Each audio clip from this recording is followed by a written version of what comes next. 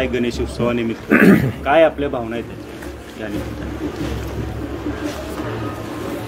तसं गणपतीला मी दरवर्षी गावात आमच्या घरी गणपती आहे त्यामुळे येण्याचा प्रयत्न करत असतो मी. आणि याही वर्षी गणपतीला मी आलेलो आहे. दर्शन झालं, आरती झाली, सगळे परिवारासकट, सगळे आमच्या ग्रामस्थांसकट आणि सर्व पत्रकारांसकट पण आरती झाली. चांगला गणेशोत्सव जो आहे सगळ्या महाराष्ट्रामध्ये मोठ्या उत्साहामध्ये साजरा होतो आहे. आणि ते कोण वाजवतो आहे बघा, हां, गणेशोत्सव महाराष्ट्रातला सगळ्यात मोठा उत्सव आहे. आणि महाराष्ट्रात काय देशभरामध्ये गणेशोत्सव, विदेशात पण गणपती उत्सव साजरा केला जातो. जिथं जिथं गणेश भक्त आहेत तिथं तिथं गणपती उत्सव साजरा करतात. त्यामुळे एक वेगळं वातावरण संपूर्ण गणेश चतुर्थी ते अनंत चतुर्थीपर्यंत संपूर्ण महाराष्ट्रामध्ये आपण पाहतो. आणि त्याप्रमाणे मी गावी आलो आहे आणि गणेशाचं दर्शन घेतलं आहे. सगळे भेटले, समाधान, आनंद आहे. साहेब, मनोज जरांगेंचं आंदोलन सुरू आहे, आजचा 3रा दिवस आहे आंदोलनाचा. त्यांनी सांगितलंय की जर मागण्या मान्य झाल्या नाही तर उद्यापासून पाण्याचा सुद्धा त्याग ते करतील आणि खूप कडक आंदोलन, उपोषण असं सुरू होईल त्यांचं. खरं म्हणजे मनोज जरांगे पाटील मागच्या वेळेस देखील त्यांनी मराठा समाजासाठी जे आंदोलन केलं होतं हे सर्वश्रुत आहे. आणि त्यावेळेस मी मुख्यमंत्री होतो आणि त्यावेळेस देखील आम्ही एक सामाजिक बांधिलकी जपण्याचा किंबहुना त्यांच्या आंदोलनाच्या माध्यमातून ज्या काही त्यांच्या मागण्या होत्या त्यामध्ये मला आठवतं आहे की 10% आरक्षण आमच्या सरकारने दिलं.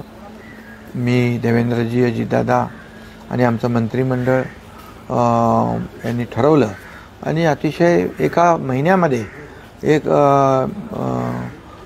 मागासवर्ग आयोग स्थापन करून, सुक्रे आयोग साहेब, जस्टिस सुक्रे साहेबांचा आयोग स्थापन करून मला वाटतं आतापर्यंतच्या इतिहासामध्ये सगळ्यात मोठा सर्वे 2,58,00,000 हाऊसहोल्डचा सर्वे केला. जवळपास 4-4.5 लाख लोक काम करत होते. प्रत्येक जिल्हाधिकारी कार्यालयामध्ये विशेष सेल बनवला होता, विशेष विभाग बनवला होता आणि तिथून सर्व जो काही इम्पिरिकल डेटा जो आहे तो गोळा केला आणि मराठा समाज मागास कसा आहे हे आयोगाने सिद्ध केलं. आणि कारण मला आठवतं आहे की जेव्हा देवेंद्र फडणवीसजी मुख्यमंत्री होते त्यांच्या मंत्रिमंडळात देखील मी होतो आणि त्यावेळेस 16% आरक्षण दिलं. मग 13 आणि 12% कोर्टाने ते निश्चित केलं आणि हायकोर्टाने ते ग्राह्य धरलं. हायकोर्टामध्ये आम्ही टिकवलं, परंतु दुर्दैवाने सुप्रीम कोर्टामध्ये महाविकास आघाडीचं सरकार असताना त्यावेळेस जे काही पुरावे सुप्रीम कोर्टात द्यायला पाहिजे होते, ॲनेक्स्चर असेल, त्याचबरोबर आयोगाचा अहवाल असेल, त्याचबरोबर अनेक जे हजारो कागदपत्र देणं जे सुप्रीम कोर्टाला जे काही पुरावे आवश्यक होते त्यामध्ये तत्कालीन महाविकास आघाडी सरकारला अपयश आलं आणि ते सुप्रीम कोर्टाने रद्दबातल केलं. परंतु आमचं महायुतीचं सरकार आल्यानंतर, मी मुख्यमंत्री झाल्यानंतर मी जाहीर छत्रपती शिवाजी महाराजांची शपथ घेतली आणि त्याप्रमाणे कायदेशीर आणि नियमामध्ये बसून कायद्याच्या चौकटीत टिकणारं आणि त्यासाठी आयोग नेमून त्याला टर्म्स ऑफ रेफरन्स दिला आणि काय काय आपल्याला कसं तो इम्पिरिकल डेटा आणि काय मुद्द्यावर गोळा करायचा. जसं मराठा समाज जो आहे मागास म्हणजे माथाडी आहेत, ऊसतोड कर्मचारी आहेत, मोलकरणी घरकाम करणारे आमच्या भगिनी आहेत, डबेवाले आहेत, त्याचबरोबर शेतकऱ्यांच्या ज्या आत्महत्या झाल्या त्यात मोठ्या प्रमाणावर मराठा समाज आहे. हे सगळं त्याच्यामध्ये आलं. खूप मोठ्या प्रमाणावर सर्वे झाला आणि आयोगाने या ठिकाणी सिद्ध केलं. कारण त्यावेळेस देखील सुप्रीम कोर्टाने म्हटलं होतं, पहिलं तर ही मराठा समाज मागास आहे, सोशली आणि एज्युकेशनली बॅकवर्ड आहे, बॅकवर्डनेस सिद्ध करा. ते करू शकले नव्हते म्हणून ते सुप्रीम कोर्टाने रद्दबातल केलं. आणि म्हणून आयोगाच्या माध्यमातून आम्ही रीतसर कायदेशीर या सगळ्या प्रक्रिया पूर्ण केल्या आणि 10% आरक्षण दिलं. 10% आरक्षण जे दिलेलं आहे ते आजही लागू आहे. शैक्षणिक आणि नोकऱ्यांसाठी ते लागू आहे. त्याचा लाभ मराठा समाज घेतो आहे. आणि त्याचबरोबर कुणबी प्रमाणपत्र जी आहेत, जी मनोज जरांगे पाटलांची मागणी होती की आमच्याकडे मराठवाड्यामध्ये कुणबी प्रमाणपत्र मिळत नाहीत. आम्ही जस्टिस शिंदे कमिटी त्याला गठीत केली आणि जस्टिस शिंदे कमिटीने अतिशय चांगलं काम केलं आणि जवळपास 8-10 लाख नोंदी ज्या गेल्या अनेक वर्षापासून मिळत नव्हत्या त्या देखील आमच्या महायुतीच्या काळामध्ये आम्ही सुरू केल्या आणि त्याचाही लाभ आज लोक घेत आहेत. मग त्याच्यामध्ये अनेक ज्या काही योजना आहेत, तुम्ही काही लोक म्हणाले की बाबा कोण म्हणाले की काय केलं, त्यांना विचारा, जाऊन एकनाथ शिंदेने विचारा. हां, राज ठाकरे मराठा आंदोलनाबाबत जर तुम्हाला उत्तर एकनाथ शिंदे देतील किंवा जरांगे का परत आले एकनाथ शिंदे. म्हणून मी तेच उत्तर देतो की त्यांना पूर्ण माहिती त्यांनी घेतली पाहिजे होती की हे जे 10% आरक्षण, खरं म्हणजे आरक्षण कुणामुळे गेलं त्यांना त्यांनी विचारायला पाहिजे होते प्रश्न. कसे फेल झालात तुम्ही, कसं तुम्हाला आरक्षण जे देवेंद्र जींच्या काळात सरकारने दिलं होतं ते तुम्ही हायकोर्टात आम्ही टिकवलं, परंतु तुम्ही का टिकवू शकले नाहीत असा प्रश्न उलट सुप्रीम कोर्टामध्ये विचारला पाहिजे होता त्यांना, तत्कालीन मुख्यमंत्री आणि त्यांच्या सरकारला. तर परंतु ठीक आहे, म्हणून मी हे जे काही बोलतो आहे ते काही लोकांना माहीत पडावं म्हणूनच बोलतो आहे. 10% आरक्षण आम्ही दिलं. कुणबी प्रमाणपत्र जस्टिस शिंदे कमिटी गठीत करून अनेक त्याच्यामध्ये पुरावे शोधून कुणबी नोंदी शोधल्या 1967 पूर्वीच्या, आणि त्यांना कुणबी प्रमाणपत्र मोठ्या प्रमाणावर मिळाली. त्याचाही लाभ मराठा समाज या ठिकाणी घेतो आहे.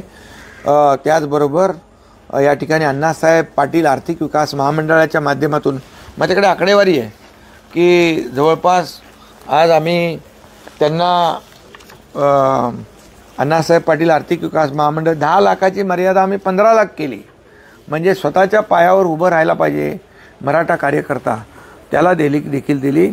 आणि जवळपास 70,000 लोकांना 5,000-6,000 कोटींचं कर्ज वाटप बँकांच्या मार्फत केलं आणि जवळपास 600 ते 700 कोटी त्याचं व्याज, कारण ते बिनव्याजी दिलेलं आहे, त्याचं व्याज सरकारने भरलेलं आहे.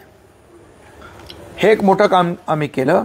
त्याचबरोबर सारथीच्या माध्यमातून अनेक लोक MPSC UPSCमध्ये पुढे आलेत.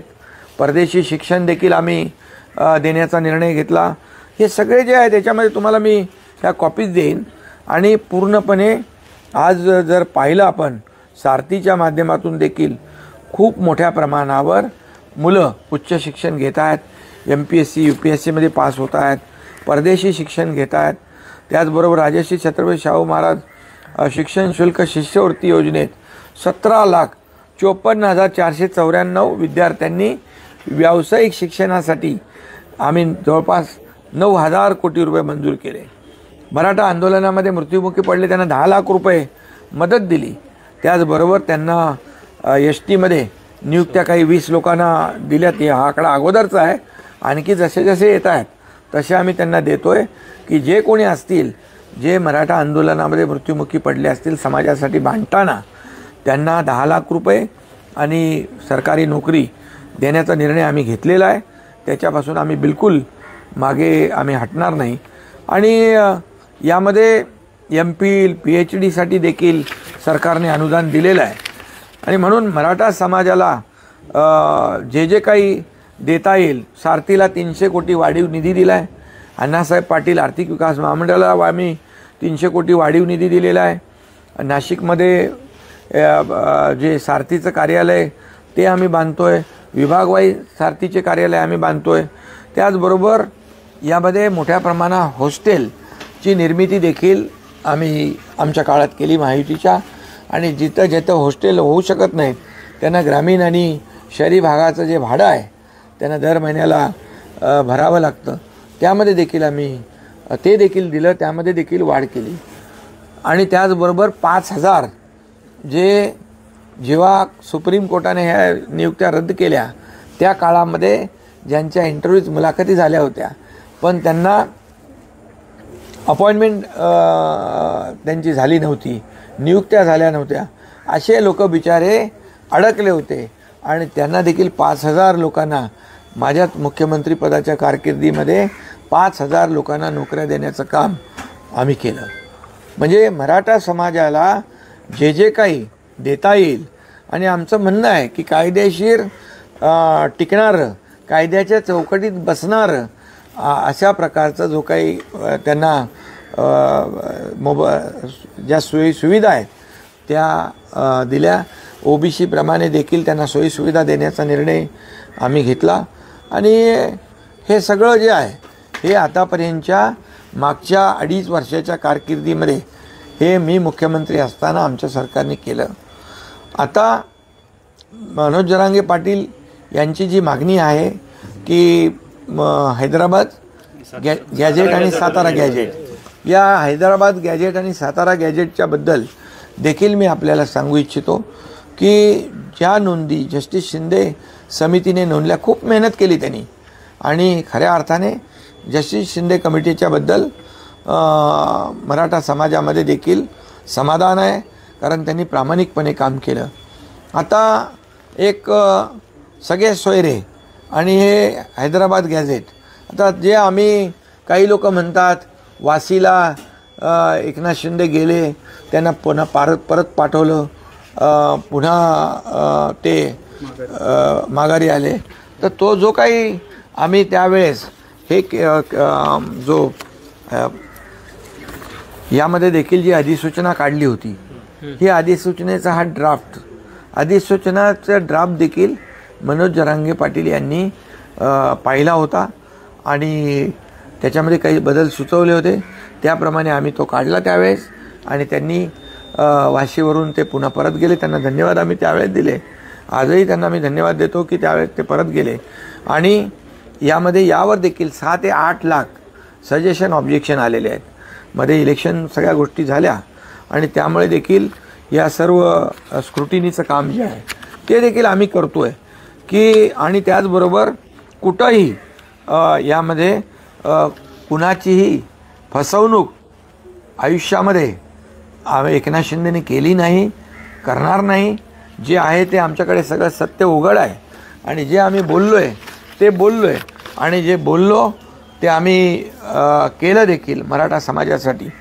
आणि आम्ही नेहमी सांगितलं की मराठा समाजाला न्याय देत असताना इतर समाजावर कुठल्याही OBC असेल किंवा अन्य कुठलाही समाज असेल त्याच्यावर अन्याय होऊ देणार नाही, ही भूमिका आम्ही कायम ठेवलेली आहे. आजही मी सांगतो मराठा समाजाला काही देण्यासाठी ज्या ज्या काही गोष्टी असतील, यामध्ये जस्टिस शिंदे कमिटी हैदराबादला देखील गेली होती. मी देखील तिथल्या काही लोकांशी बोललो होतो. तोही प्रयत्न जो आहे तोही प्रयत्न आपण निश्चितपणे करणार.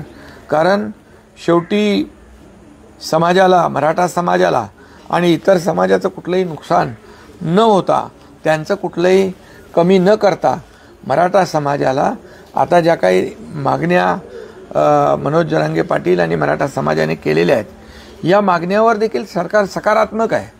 सरकारचं त्याचबरोबर जी उपसमिती आम्ही केली आहे त्याला कॅबिनेटचा दर्जा दिलेला आहे विखे पाटलांच्या अध्यक्षतेखाली.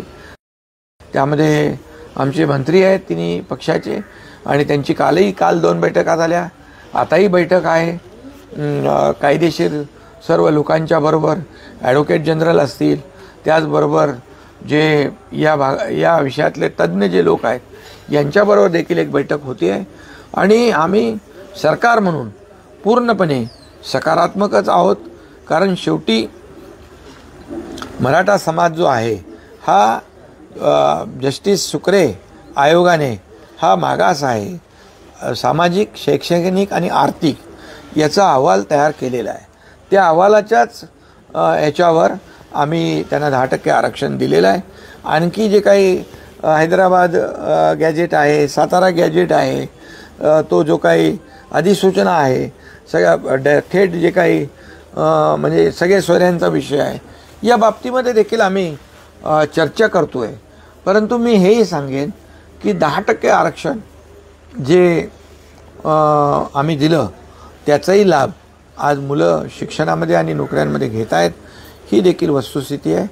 आणि या उपर जे कोणी आरोप करतायत, टीका करतायत, त्यांना माझं एवढंच विचारणं आहे की तुम्ही जेव्हा देवेंद्र फडणवीसजी आणि आम्ही त्या मंत्रिमंडळात होतो, आम्ही दिलेलं आरक्षण त्यावेळेस 13% ते हायकोर्टामध्ये टिकवलं, पण सुप्रीम कोर्टामध्ये तुम्ही टिकू शकले नाहीत.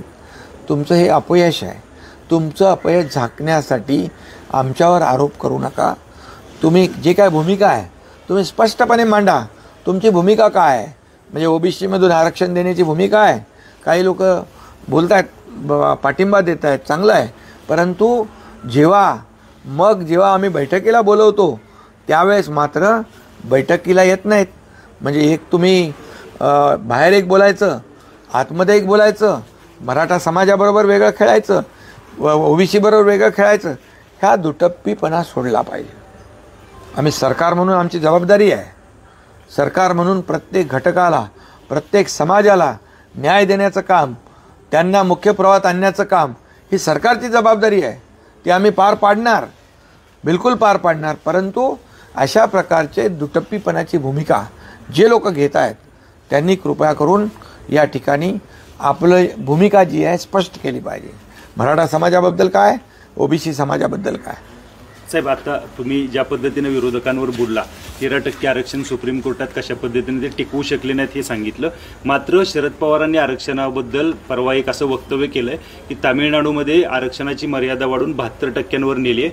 राज्यात सुद्धा ते शक्य आहे. मात्र या राज्यातल्या जे मुख्यमंत्री आहेत त्यांनी केंद्राकडे जर प्रयत्न केले तर ते मिळू शकेल घटना बदलल्यानंतर. काय आपलं याच्यावर मत? शरद पवार साहेब खूप सिनियर लीडर आहेत. ते परिपक्व नेते आहेत. त्यांनी मुख्यमंत्रीपद भोगलेलं आहे. त्यांनी केंद्रामध्ये देखील केंद्रीय मंत्री म्हणून काम केलेलं आहे. मग इतक्या वर्षामध्ये त्यांनी हा विचार का नाही केला, हा माझा सवाल आहे. त्यांनी हा विचार करून तो निर्णय घ्यायला पाहिजे होता. यापूर्वी देखील सरकार कोणाची होती, काँग्रेसची होती, आपल्याला माहीत आहे. इकडेही होते, तिकडेही होते. मग आम्ही जे देतो आहे, आम्ही जे दिलेलं आहे त्याच्यावर आरोप करणं, टीका करणं किंवा कुणाचं तरी कोर्टामध्ये चेंडू टाकणं हे मला वाटतं योग्य होणार नाही. कारण त्यांच्याकडे पण देखील इतक्या वर्षाची राजनैतिक अनुभव आहे. आणि म्हणून माझं एवढंच म्हणणं आहे, जे काय करायचं ते या मराठा समाजाच्या किंबहुना इतर कुठल्याही समाजाच्या बाबतीमध्ये सत्ताधारी पक्ष आणि विरोधी पक्ष यांनी मिळून निर्णय घेतला पाहिजे. मिळून निर्णय घेतला पाहिजे, समाजाला न्याय दिला पाहिजे.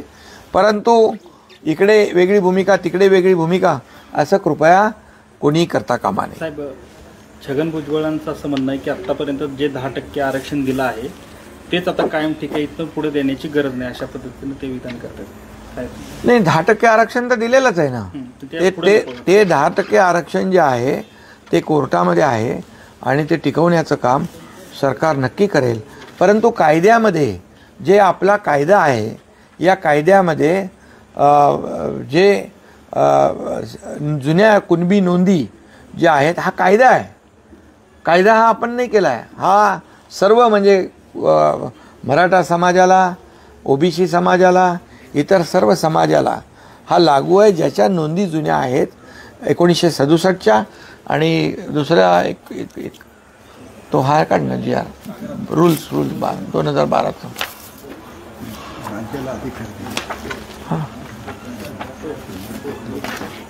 आणि आता पूर्वी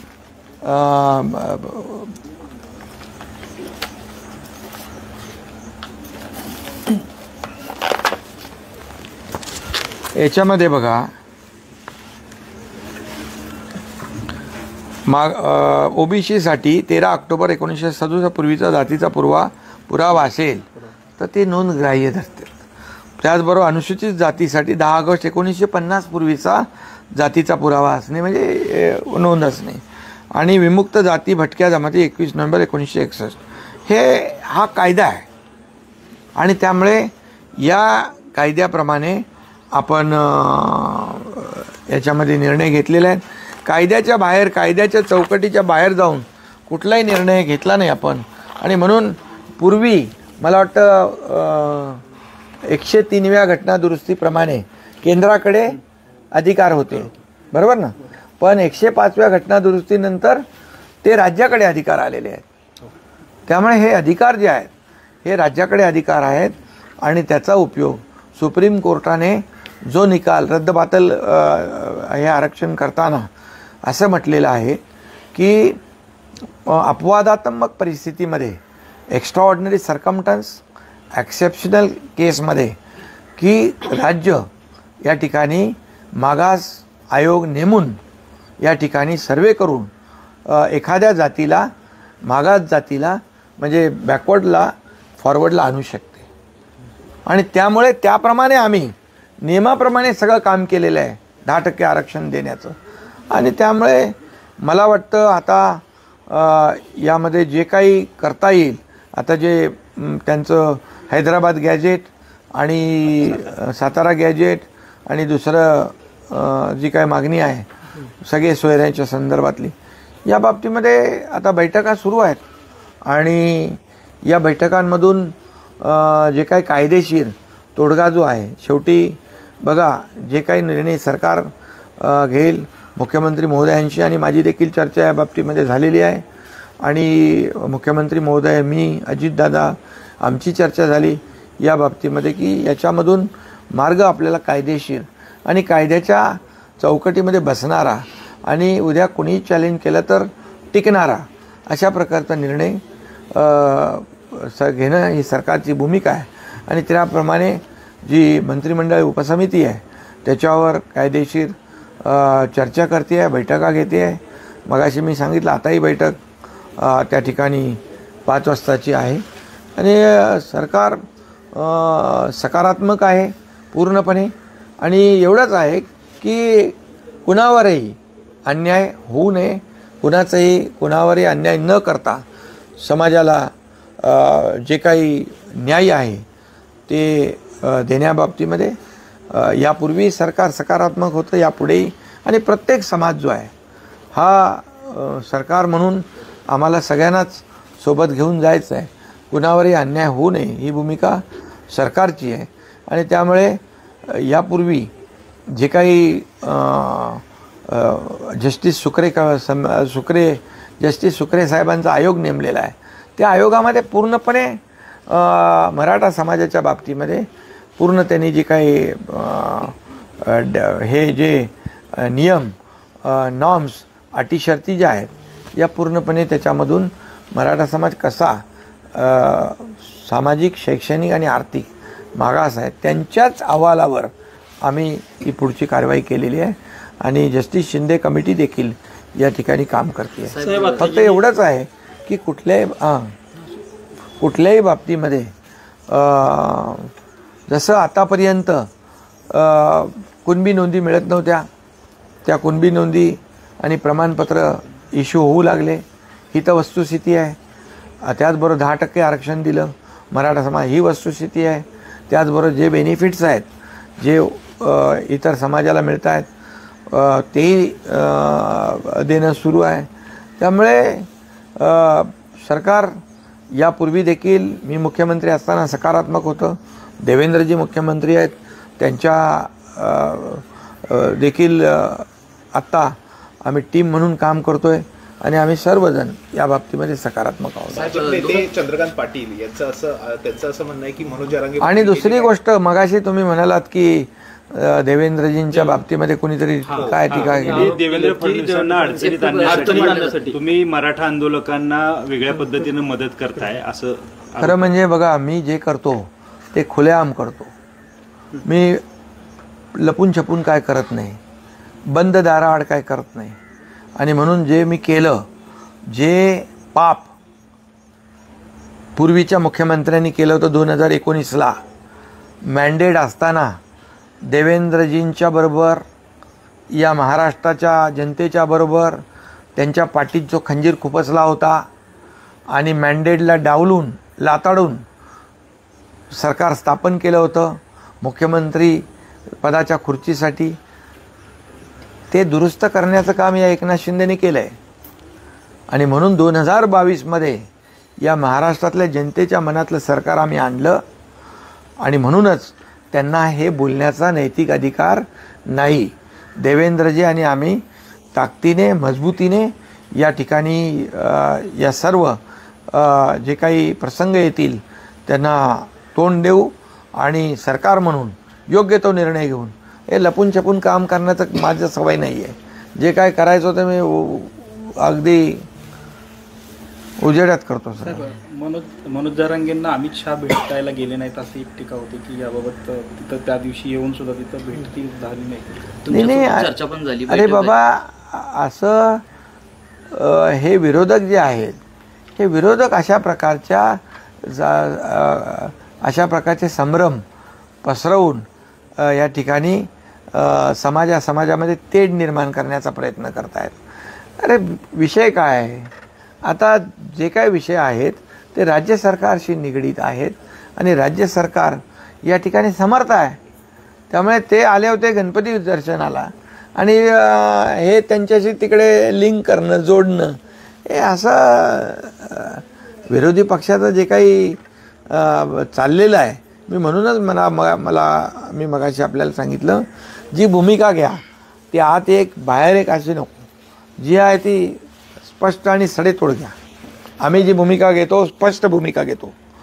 आम्ही लपून छपून काम करत नाही. कधीपर्यंत आंदोलन सुटेल अशा पद्धतीनं महायुती आता प्रयत्न करेल? नाही, या बाबतीमध्ये तर चर्चा सुरू आहे आणि कायदेशीर ज्या काही बाबी आहेत त्या तपासल्या जात आहेत. आणि शेवटी बघा, चर्चेतूनच मार्ग निघत असतो.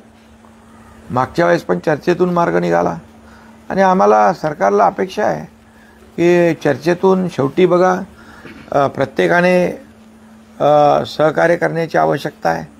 सरकार देखील सहकार्य करत आहे. मनोज जरांगे पाटील यांनी देखील शेवटी ते समाजासाठी त्यांनी लढा उभारला आहे. त्यांनी देखील त्यांच्याकडून देखील सहकार्याची अपेक्षा आहे. साहेब, तुमची आणि अमित शहांची चर्चा झाल्यानंतर अमित शहांनी या आरक्षणाच्या मुद्द्यावर तुम्ही स्वतः लक्ष घालावा असं काही तुम्हाला सांगण्यात आलं का? अरे बाबा, ते आम्ही आहोत ना, आमची टीम आहे. देवेंद्रजी मुख्यमंत्री आहेत, मी उपमुख्यमंत्री, अजितदादा उपमुख्यमंत्री. आमची एवढी मोठी टीम मंत्र्यांची उपसमिती आहे, त्याला कॅबिनेट मंत्रिमंडळाचा दर्जा दिलेला आहे. मार्ग काढू ना. साहेब, मुख्यमंत्री असताना तुम्ही मराठा समाजाचा प्रश्न सोडवायला यशस्वी झाला होता, मात्र आता मुख्यमंत्री असताना देवेंद्र फडणवीस अयशस्वी होते असं तुम्हाला कोणी सांगितलं? कारण की आता मराठे दाखल झाले तिथं. नाही, कसं आहे याच्यामध्ये बघा, आता हे जे काही प्रश्न आहेत आता मांडलेले, या प्रश्नांना कायद्याची चौकट आणि कायदेशीर बाबी तपासून या सर्व निर्णय घेताना आपला हा निर्णय चॅलेंज होऊ नये, तो रद्दबातल होऊ नये, हे काम सरकारचं आहे. ही सरकारने भूमिका, आमची भूमिका असं कोणालाही काही सांगायचं आणि वेळ मारून न्यायची असं नाही आहे. जे आम्ही बोललो ते करत करत गेलो आहे, जे केलेलं आहे. आणि हे मराठा समाज असेल आणि महाराष्ट्राच्या समोर आहे. त्यामुळे जातीमध्ये तेढ निर्माण करण्याचं जे कोणी काम करतायत त्यांनी ते थांबवलं पाहिजे. साहेब, उद्धव ठाकरे आणि राज ठाकरे एकत्र आलेले आहेत, तर या मराठी मुद्द्यावरून एकत्र आलेले होते, तर येत्या महानगरपालिकेमध्ये त्याचा ते जाऊ दे, आता विषय नंतर बघू ना. महायुतीचा काय फायदा नुकसानमध्ये आम्ही बघत नाही. आम्ही महायुती म्हणून जे काम केले 2.5 वर्ष आणि आता पुढचे जे 8-9 महिने झालेले आहेत, हे जनतेसाठी काम केलं आहे, मुंबईसाठी काम केलं आहे, महाराष्ट्रासाठी काम केलं आहे. त्यामुळे महायुतीच्या कामाच्याच जोरावर का आम्हाला मतदान झालं, एवढं लँडस्लाईड मॅन्डेट का मिळालं विधानसभेत, आम्ही काम केलं म्हणून. फेक नॅरेटिव्ह पसरवून जिंकून नाही आलो आम्ही. त्यामुळे आम्ही जे काम केलं आहे महायुतीने, त्या महायुतीचाच या ठिकाणी कामाची पोचपावती येणाऱ्या स्थानिक स्वराज्य संस्थांमध्ये देखील जनता देईल.